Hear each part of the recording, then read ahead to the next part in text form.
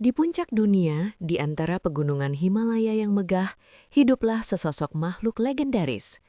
Penduduk setempat menjulukinya hantu gunung, sebuah bayangan abu-abu yang melintas tanpa suara di tengah salju abadi. Inilah dia, Raja Salju dari Himalaya, Macan Tutul Salju.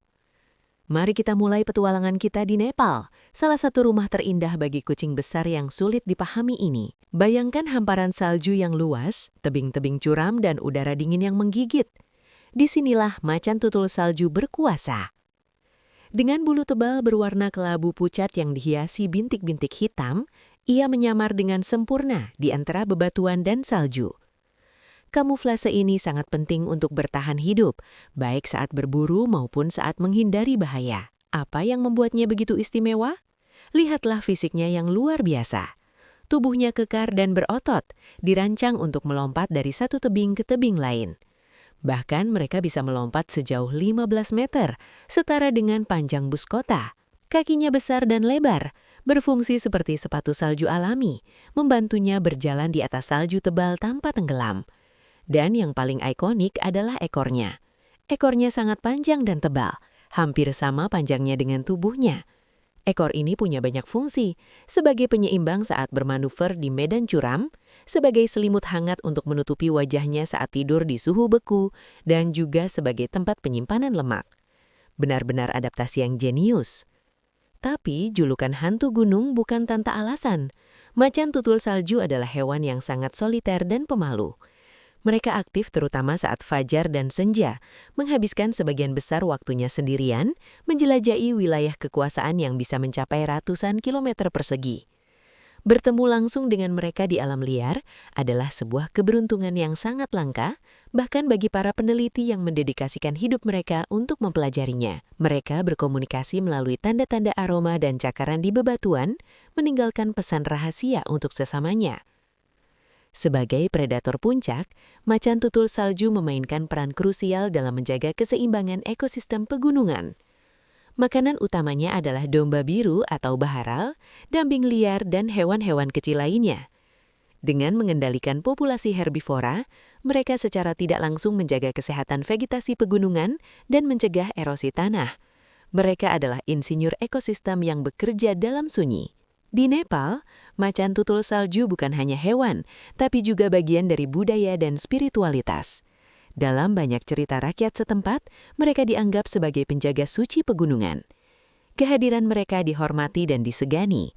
Masyarakat lokal telah hidup berdampingan dengan makhluk agung ini selama berabad-abad, menciptakan hubungan yang kompleks antara manusia dan satwa liar. Namun, kehidupan sang raja salju tidaklah mudah. Masa depan mereka kini berada di bawah ancaman serius. Perubahan iklim menjadi musuh terbesar. Pemanasan global menyebabkan garis salju di Himalaya menyusut, memaksa macan tutul salju untuk pindah ke dataran yang lebih tinggi lagi. Habitat mereka semakin sempit dan terfragmentasi. Selain itu, konflik dengan manusia juga menjadi masalah besar. Saat mangsa alami mereka berkurang, beberapa macan tutul salju terpaksa memangsa ternak milik penduduk desa. Hal ini tentu saja memicu konflik dan terkadang berujung pada perburuan balasan. Perburuan liar untuk diambil bulunya yang indah dan bagian tubuh lainnya juga masih menjadi ancaman yang nyata, meskipun ilegal. Tapi ada harapan. Di seluruh Nepal dan dunia, banyak pahlawan konservasi yang bekerja tanpa lelah untuk melindungi sang hantu gunung.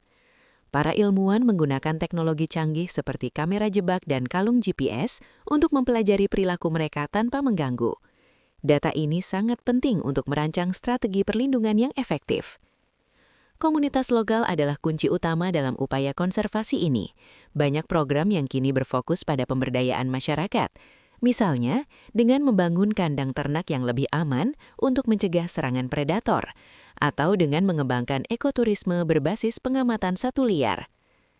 Ketika masyarakat lokal merasakan manfaat ekonomi dari keberadaan macan tutul salju, mereka akan termotivasi untuk ikut melindunginya. Ini adalah solusi di mana manusia dan satwa liar sama-sama menang. Upaya global juga terus digalakan. Pemerintah Nepal telah menetapkan kawasan lindung yang luas seperti Taman Nasional Sagarmatha dan kawasan konservasi Annapurna, yang menjadi benteng pertahanan penting bagi macan tutul salju. Kerjasama antar negara di kawasan Himalaya juga diperkuat untuk memerangi perdagangan satwa liar ilegal. Setiap dari kita juga bisa berperan. Dengan meningkatkan kesadaran, kita membantu menyebarkan pesan tentang pentingnya melindungi makhluk luar biasa ini. Mendukung organisasi konservasi yang bekerja di lapangan, baik melalui donasi atau menjadi sukarelawan, dapat memberikan dampak nyata.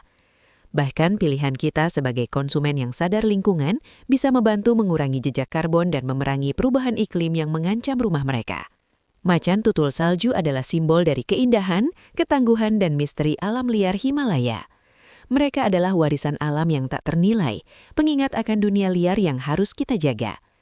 Melindungi mereka berarti melindungi seluruh ekosistem pegunungan yang rapuh, serta menjaga keseimbangan alam yang menopang kehidupan kita semua. Kisah Raja Salju adalah kisah tentang perjuangan untuk bertahan hidup di salah satu lingkungan paling ekstrim di bumi.